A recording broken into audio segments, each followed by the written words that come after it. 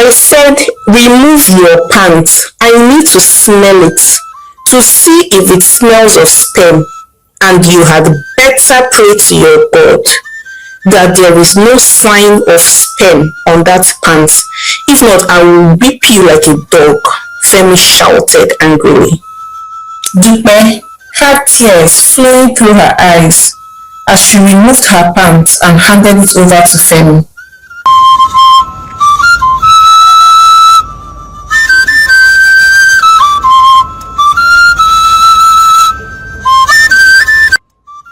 Once upon a time, in a beautiful city named Lagos, there lived a very wealthy man called Mayowa.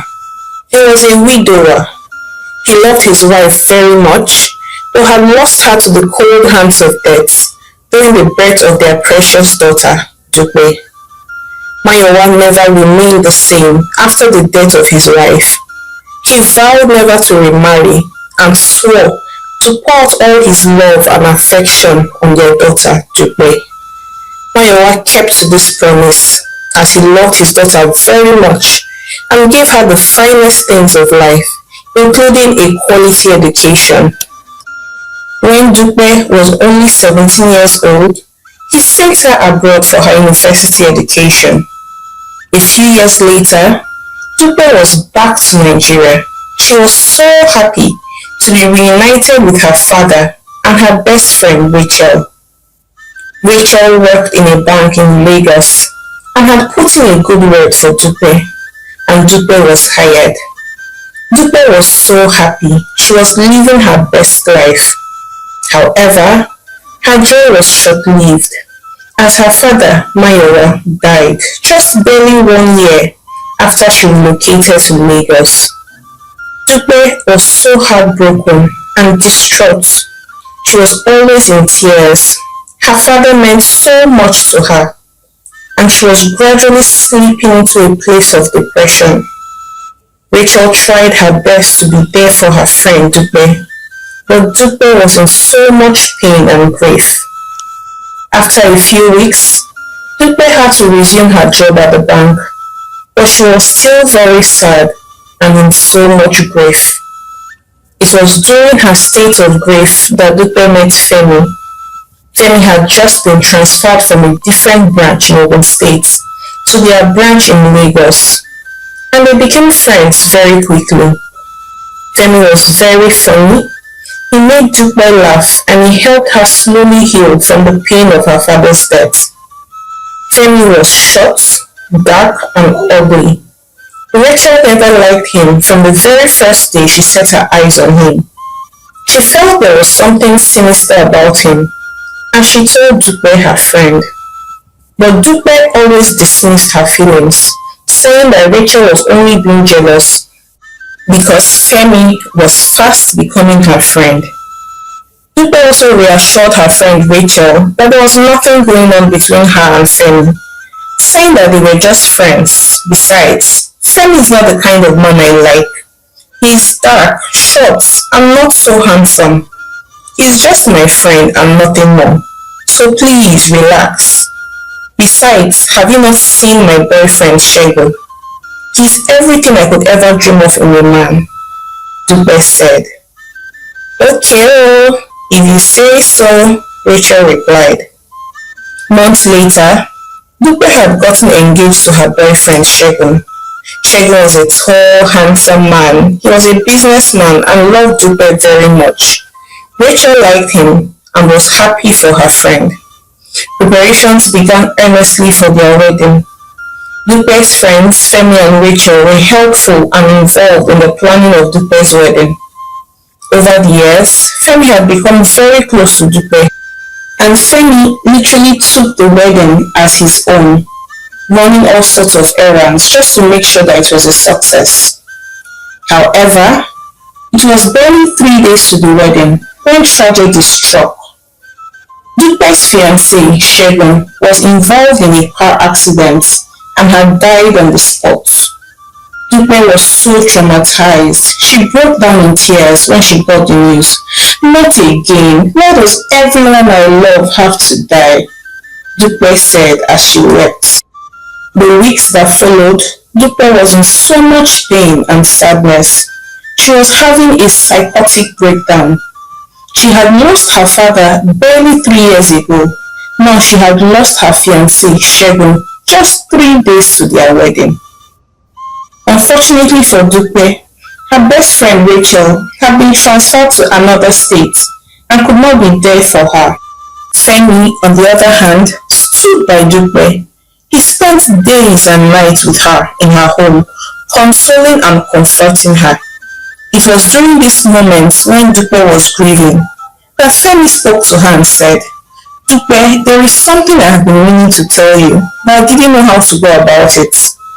You have 2 horns on your head, and I saw them from the very first day I saw you at the office. But I didn't know how to tell you. I can see things that most people cannot see with their physical eyes because I come from a lineage of chief priests. And those horns on your head are the reason why everyone you love dies. First it was your father, now Segun, and it will not stop until you do something about it." Dupe was so shocked. "2 horns on my head?" she said. "Oh no, please help me. So I am the reason why my father and fiancé is dead. Oh, please, Femi, what can you do? Please help me," Dupe begged Femi. "Calm down," Femi answered. "I can help you. I know of a powerful herbalist called Baba Ijesha. I am sure he'll be able to help you." So the following day, Femi and Dupe went to Ogun State to meet with the herbalist Baba Ijesha. He offered some sacrifices and baited Dupe at the river, after which he gave her a concoction to drink. Baba Ijesha confirmed all that Femi had said and told Dupe that she was very lucky and that she should be grateful to Femi because if he had not brought her to him, the 2 horns on her head would keep killing everyone that she loves. Dupe was so grateful to Femi for helping her. In the months that followed, Dupe and Femi became closer. Dupe suddenly started finding Femi very attractive. "He's not that short or ugly safe," Dupe tried to convince herself. She didn't know what had come over her, but she just noticed that she always wanted Femi around her. She was in love with him. Dupe even pleaded with Femi to marry her. It was as though a spell had been cast on her. When Rachel heard that Dupe had begged Femi to marry her, she was so angry. She scolded Dupe, telling her that she was not in her right senses and needed to stop that madness now. Dupe was, however, very upset with Rachel and cut all ties with her for speaking against her proposed marriage to Femi. A few weeks later, Femi and Dupe got married. They were so happy. Everything seemed to be going on just fine. Dupe took her wifely duties very seriously. She washed, cleaned, and cooked despite her busy schedule. They were a happy couple. However, this happiness seemed short-lived. As Femi started changing towards Dupe, he no longer had regard for her, and everything she did seemed to upset him. He complained about her food, about how she dressed, literally about everything. He began raising his voice at her at the slightest provocation, and soon enough he began hitting Dupe. Dupe was always sad. She did not understand the reason for the sudden change of Femi's attitude. Dupe had pleaded with Femi several times, but it was to no avail. Femi derived pleasure in tormenting his wife Dupe. He abused her physically and emotionally. Femi no longer even made love to his wife. Rather, he raped her every day. He always wanted to see her struggle and in pain when he had sex with her. Dupe was always sad. She did not know who to turn to with her family problem, as her parents were dead and she had cut off ties with her best friend Rachel because she spoke up against her marrying Femi. This continued for 3 years, and despite the fact that Dupe put up a happy face outside, she was slowly dying within. She was very sad. Dupe felt a ray of hope a few months later when she was transferred to another branch in Lagos. At least, she didn't have to put up with Femi at work and still put up with him at home. However, things did not get better for her, as Femi started accusing Dupe of sleeping with several men at her new branch. One day, Dupe came home from work late at night. She was surprised to see her husband sitting at the parlor with a cane by his side and a Bible on the other side. "Where are you coming back from by this time of the night, you prostitute?" Femi shouted, looking angrily at his wife. "Oh, you think I don't know that you have been sleeping with different men in this Lagos, eh?" Femi shouted. "How can you call me a prostitute and accuse me of sleeping with different men, Femi, when you're the one that took my virginity?" Dupe said, crying. "Oh, come off it," Femi shouted. "Which virginity? Let me inform you, this woman. As long as you're under my roof, I will not have you prostituting about." "Remove your pants at once," Femi shouted. "Remove what?" Dupe replied. "I said, remove your pants. I need to smell it, to see if it smells of sperm, and you had better pray to your God that there is no sign of sperm on that pants. If not, I will whip you like a dog," Femi shouted angrily. Dupe had tears flowing through her eyes as she removed her pants and handed it over to Femi. Femi sniffed the pants and said, "You're very lucky," as he threw her pants at her. By this time, Dupe was weeping like a baby. She felt violated by her own husband. Her husband had abused her in several ways before, but this was the height of it. She picked up her things to go to her room when Femi looked at her and said, "Come back here. Where do you think you're going, you slut? Have I told you to leave? Now, undress, remove your clothes, and take this Bible from me at once, and swear that you did not sleep with any man today." Femi shouted angrily while handing over a Bible to Dupe. "Have you not humiliated me enough for one night?" Dupe asked, crying. Before the words could come out of her mouth, Femi slapped her and she fell to the floor crying. "Now stand up and do as I say at once," Femi shouted.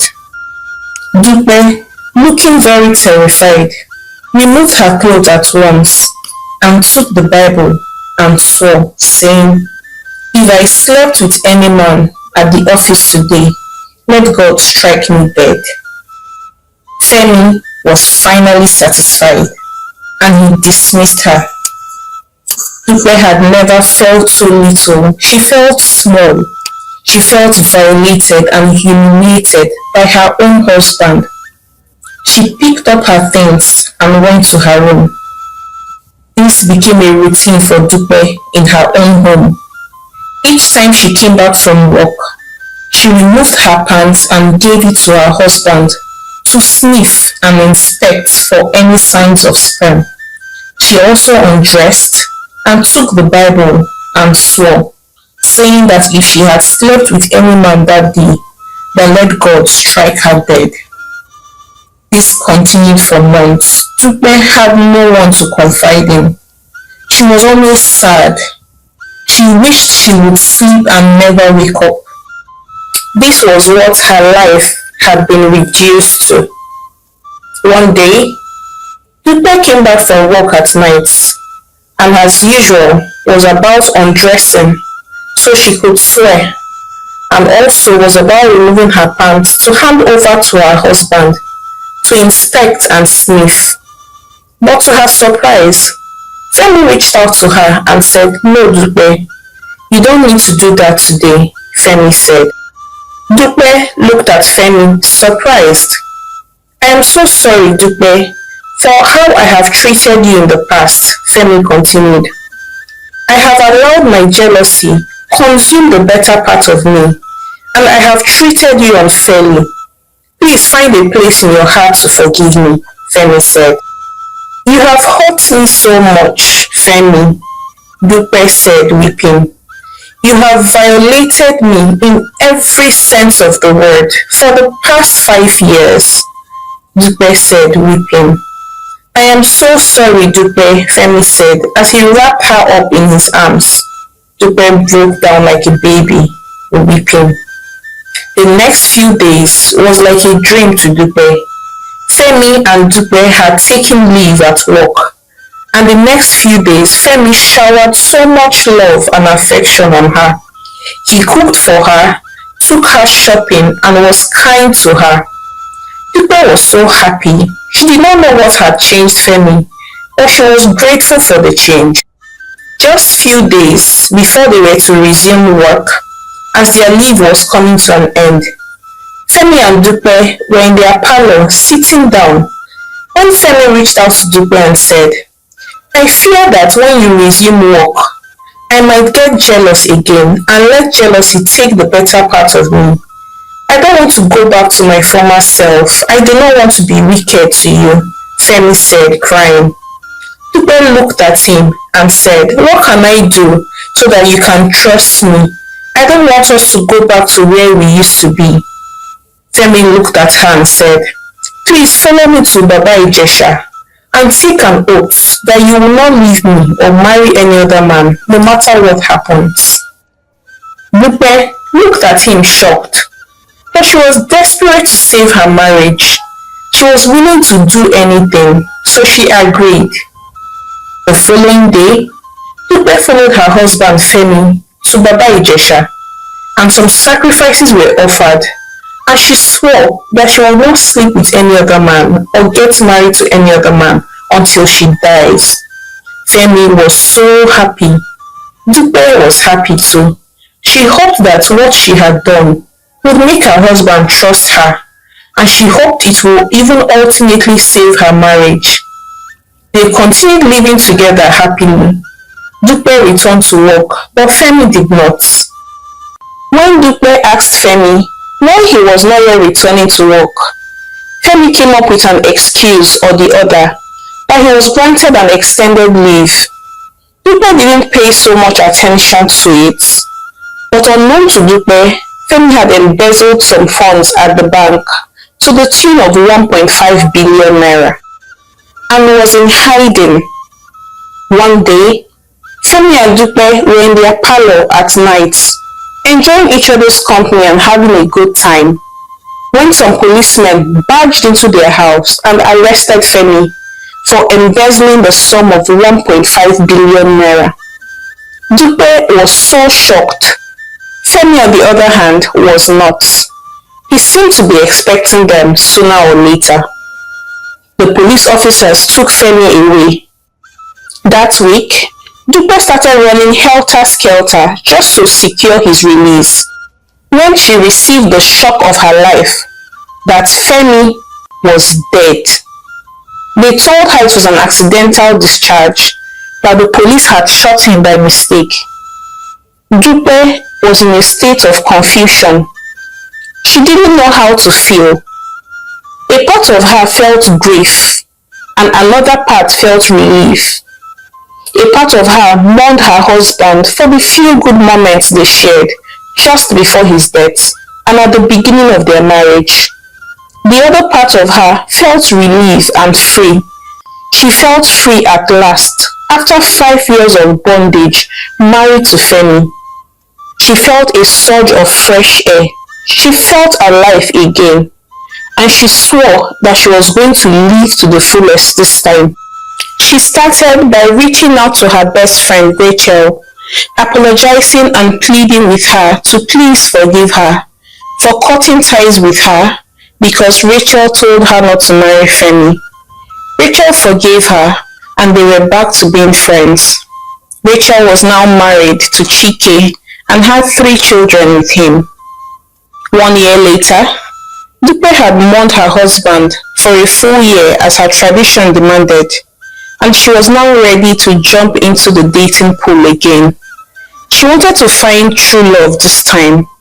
She was still as beautiful as ever and had no children for her late husband, so she was certain she would find love very quickly. However, weeks turned into months and months turned into years, and no man was approaching Dupe or asking her for a relationship, not to talk of for marriage. Dupe was getting worried. She began to notice a pattern, that it was as though she was invisible to men. Dupe noticed that if she walked into a room or an occasion or an event, that no man ever complimented her. It was only women that told her she looked beautiful. Even when she stood in a group of 3 women, men would come and compliment the other 2 ladies with her, but would never tell her, "You're looking beautiful." When she noticed this pattern for a few years, she decided to confide in her friend Rachel and told her all that she had noticed. Rachel advised her to see a pastor for prayers. Months later, after several intercessions had been made concerning Dupe, it was revealed that when Femi had taken Dupe to meet the herbalist Baba Ijesha years ago, to swear that she would not sleep with any man or marry any man, that Femi knew he was about to be arrested and knew that he was going to die, but did not want Dupe to live with any other man even after he was dead. So he had planned with Baba Ijesha to put a covering cast over Dupe so that even when he died, she would not be able to find love or remarry, and that Femi had only pretended to be nice to Dupe a few weeks before then so she could follow him to the shrine. So each time a man looks at Dupe, what they see is a strange and ugly being. So no man wanted to come close to her, or even wanted a relationship with her, or even wanted to marry her. Upon hearing everything that they had said, Dupe broke down in tears, weeping. "Femi, you have destroyed my life, oh. Ikanie, Femi, Onida fún, you are wicked, oh, Femi." She cursed Femi as she wept. They also further revealed to Dupe that Femi had caused the death of her fiancé, Segun, and that when Femi had told her that she had 2 horns on her head, it was only a ploy he had used to make her follow him to the herbalist Baba Ijesha, so he could do a love charm on Dupe so she could marry him. Dupe wept bitterly. Femi had ruined her life. She wondered how differently her life would have turned out if she had not met Femi. The moral lesson of this story is that we must know God for ourselves, so we don't fall prey to the antics of the devil. Dupe did not know God. That was why she fell for the lie that Femi sold her, that she had 2 horns on her head, and she foolishly followed him to a herbalist where she was tied. Thank you for watching this story. If you enjoyed this story, please help me grow my channel by subscribing, liking, and sharing with your loved ones. Let me know what you thought about the story in the comment section. Now, until I come your way again with more interesting stories, bye!